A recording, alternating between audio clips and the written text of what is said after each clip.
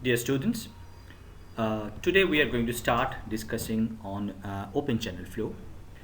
This lecture 1 is on the introduction to open channel flow.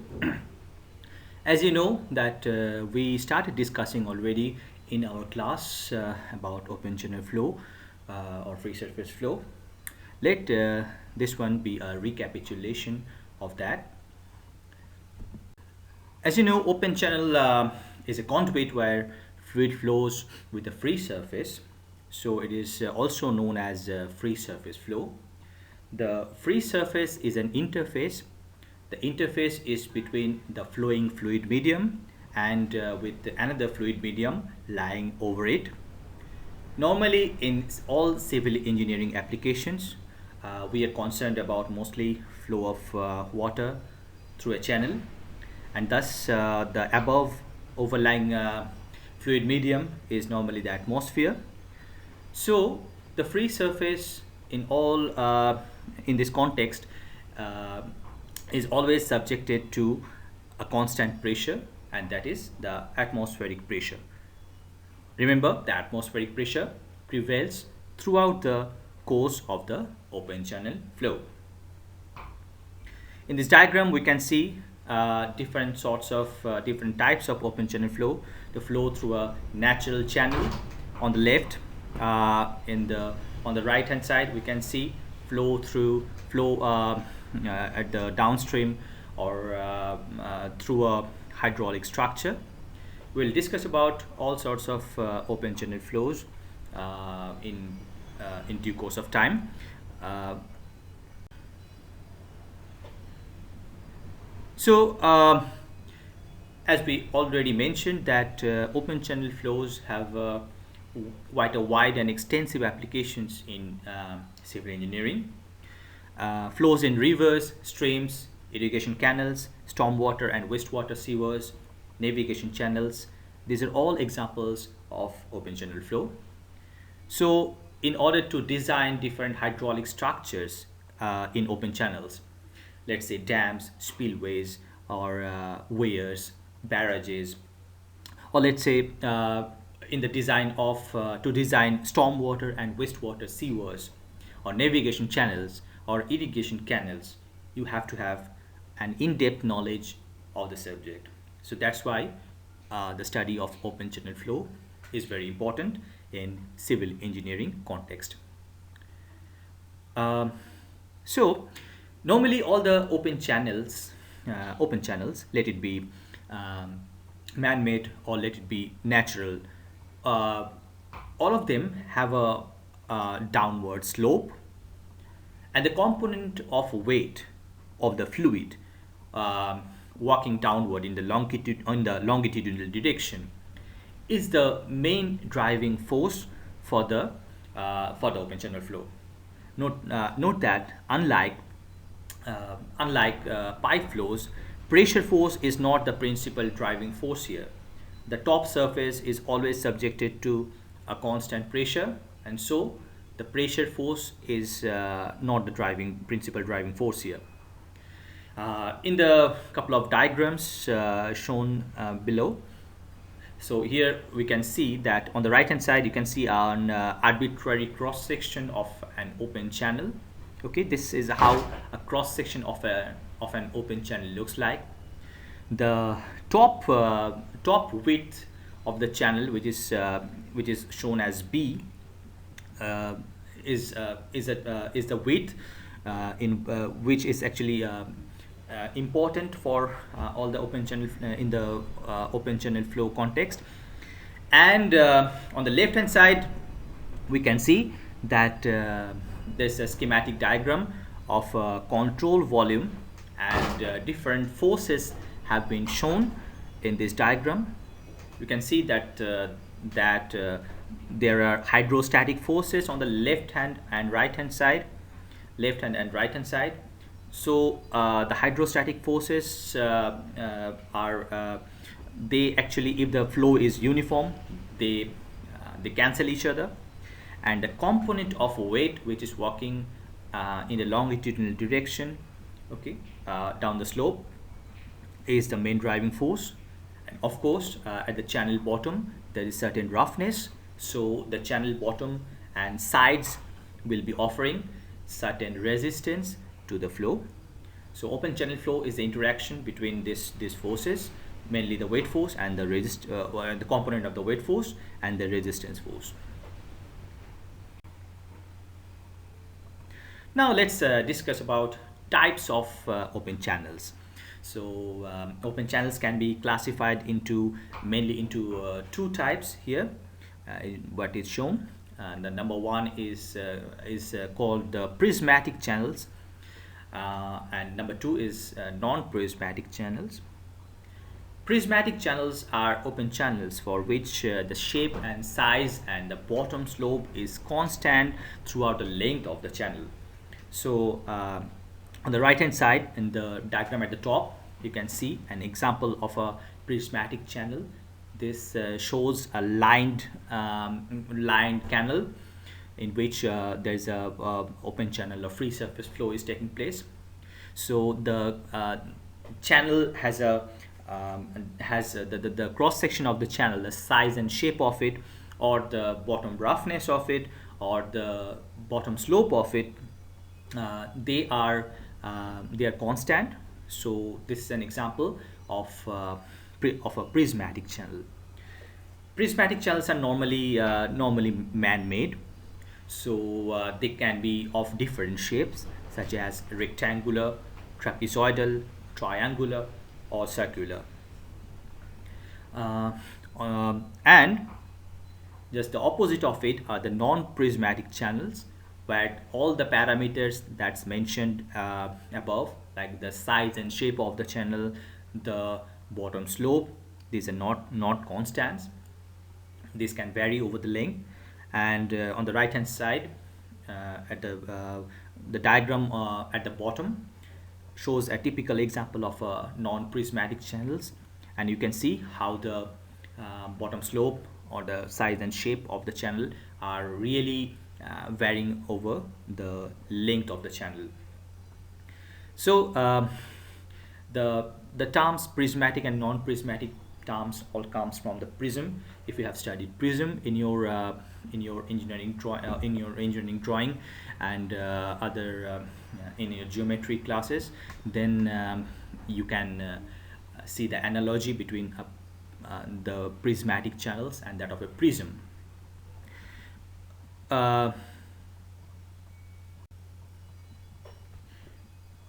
So the open channels can be further classified into two types. Can further be classified into rigid boundary channels and mobile boundary channels. This is another classification of the open channels. Remember, we are discussing about the open channels here, still not discussing about the open channel flow. This is the classification of the open channels. So the rigid boundary channels, as the name suggests, are non-deformable ones. So the size and shape and roughness are not functions of flow parameters or the bottom slope. So these are the flow velocity and the shear stress distribution in the channel is such that there is no significant scour or deposition, that means erosion or deposition takes place in the channel. So the channel parameters like size, shape, roughness, and slope remains constant over time. Rigid boundary channels are said to have only 1 degree of freedom. That's only one. That's the only the parameter of depth of flow in the channel can vary over space and time, not the other parameters. So man-made channels like canals, sewers are example of rigid bed open channels. And the second category is mobile boundary channels. Of course, this is the opposite of the rigid boundary channels. Here the all the parameters like the size and shape and the bottom slope, the roughness can all vary with space and time. because the flow, the discharge, the shear stress distribution in the channel is such that uh, the erosion, it causes erosion deposition in the channels. On the right hand side you can see a diagram of a mobile boundary channel. This is a natural channel. In fact, all the natural channels are kind of mobile boundary channels. They are in these channels there is always some sort of erosion or deposition taking place along the stretch of the channel. So the cross section keep on varying. The course of, you have seen the course of of a river changes over time, and that's an example of how, what is a mobile boundary channel. So all the I mean, this subject of the mobile boundary channels is studied under the field of study called sediment transport or sediment engineering, because natural channels always carry some sediment along with their flow, and the study of sediment transport is thus very important for natural channels. And mobile boundary channels are said to have 4 degrees of freedom along with flow depth, the channel width, the bottom slope and roughness of the channel may undergo changes with space and time. Okay, from the classification of open channels, let's discuss about some classification of open channel flows now. Firstly, the open channel flows can be classified into steady and unsteady flows, and we have discussed many times in our lectures that steady flow of course means when the properties such as depth or discharge is time invariant, then we call the flow, flow as a term, the flow as a steady flow here, and when they are time varying, they're called unsteady. Note one thing, that all the open channel flows are turbulent in nature. Laminar open channel flow is very rare in all natural or man-made flows that we encounter in open channel flow scenarios. And turbulent flow is a sort of flow which is always time varying. There are certain disturbances, turbulent fluctuations, which causes flow to be time unsteady. But there are other sorts of disturbances also, like the ripples caused by the wind shear on the surfaces of the open channel. We have all seen ripples on the surface of the open channels, and that's also a perturbation or a disturbance that is caused. That's also causes unsteadiness on the surface. But as long as the long-term time average of the flow properties like depth or discharge is constant for an open channel, we are going to consider that flow as a steady one. Flood flows in rivers and surges in canals created due to gate operations are examples of unsteady flows in open channels. On the right hand side, you can see a video which I'm going to play now. The video shows a flume. I think you know what a flume is. Perhaps you have seen a flume in your hydraulics lab. The open channel flow experiments are performed. The hydraulic engineers perform open channel flow experiments in a laboratory setup of an open channel, which is called a flume. So in this video you can see a flume, and you can see a gate on the left hand side. There is a fluid flow taking place in the flume, and what we are going to see is that the gate will be coming down on the left hand side, and that will cause that will cause an unsteadiness in the flow in the form of a surge. This is called a surge, and we can see you will see that the surge will be traveling in the channel, and this is called a positive surge. So let's see the video now.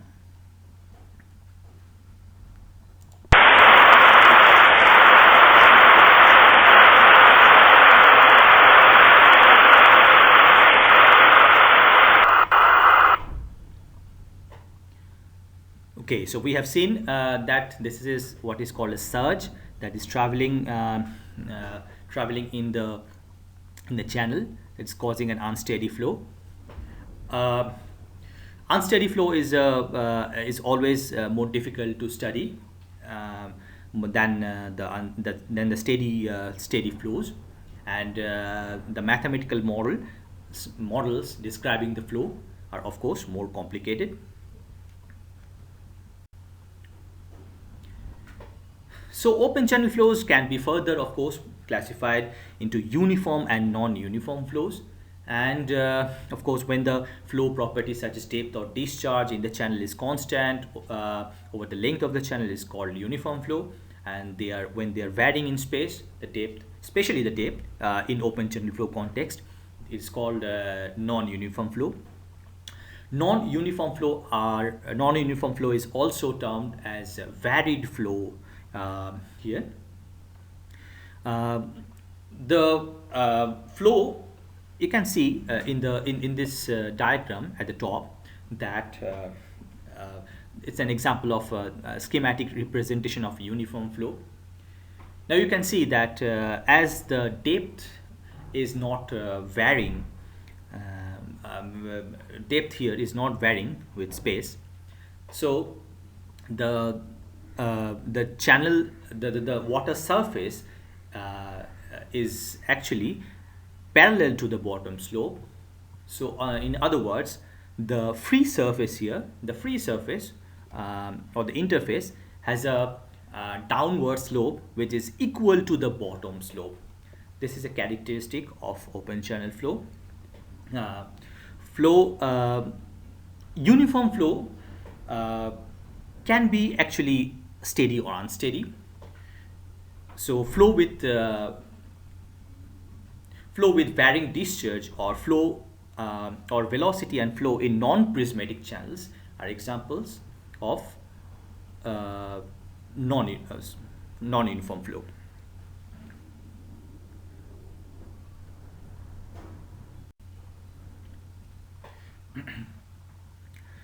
Now, the category of non-uniform flow can further be classified into a few types. Let's discuss about them now. So non-uniform flow in open channels can be classified into, firstly, what is called a gradually varied flow. Gradually varied flow, as the name suggests, is the type of non-uniform flow where the depth of the flow changes over the channel length gradually. So the name is kind of self-explanatory here, and the curvature of streamlines, thus the curvature of streamlines in this type of flow is not very significant. They are mild, and the frictional resistance offered at the channel boundary has indeed a role to play in this type of flow. For example, the backing up of water behind a dam or a spillway, and the drop of water surface due to sudden drop in channel bottom are examples of steady, gradually varied flow. In the diagram at the bottom, we can see that there is a control gate and open channel flow is taking place over through a channel, and there's a control gate, and the control gate is partially closed. So you can see water is backing up, and there's a curvature of the water surface. You can see the free surface, there's a curvature, and the depth of the flow is varying gradually. This is what happens exactly behind a dam, which forms a reservoir. Okay, the top surface of the reservoir forms is an example of a gradually varied flow.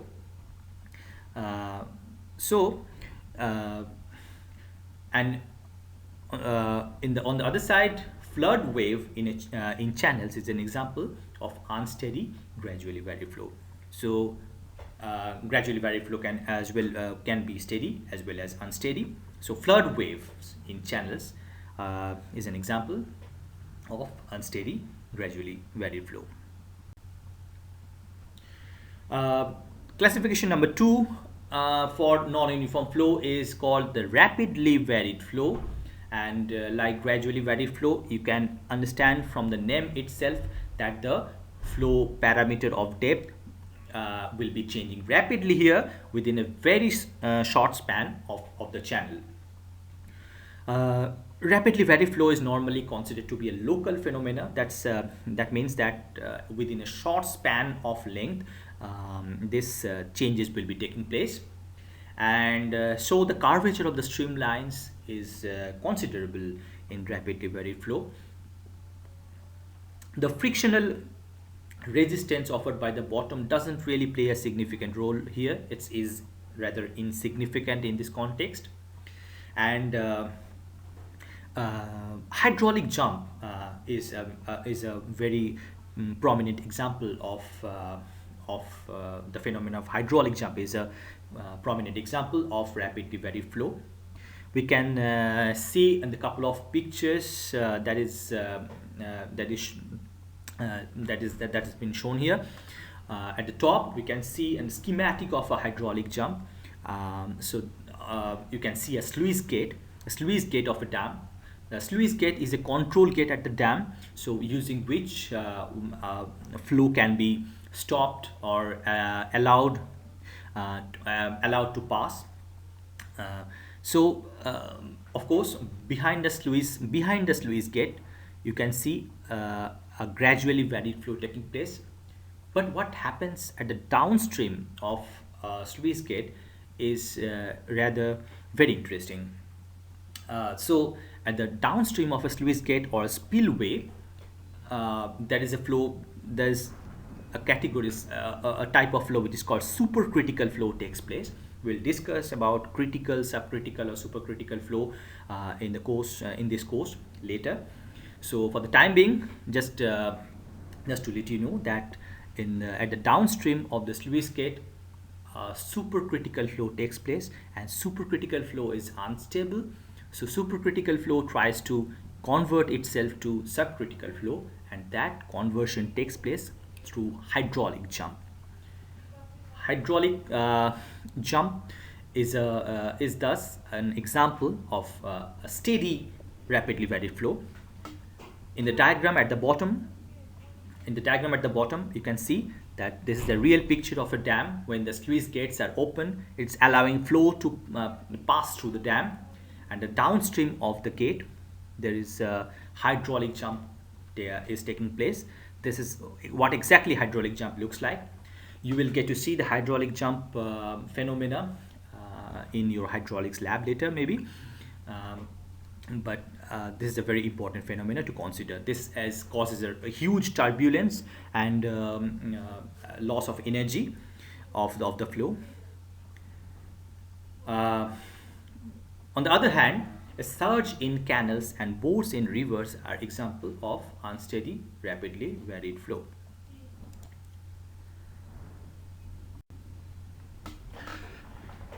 The third category of non-uniform flow is called the spatially varied flow. The spatially varied flow is a flow where is a sort of is a type of non-uniform flow where some mass or some volume of flow is added or subtracted from the main flow, and that's why the flow becomes non-uniform. Please note that in the previous two categories of gradually varied flow and spatially varied, rapidly varied flow, there was a mass continuity, and no flow was added or subtracted from the main flow. Here in the case of spatially varied flow, some discharge is allowed or is added or subtracted, and that's how again the flow becomes non-uniform.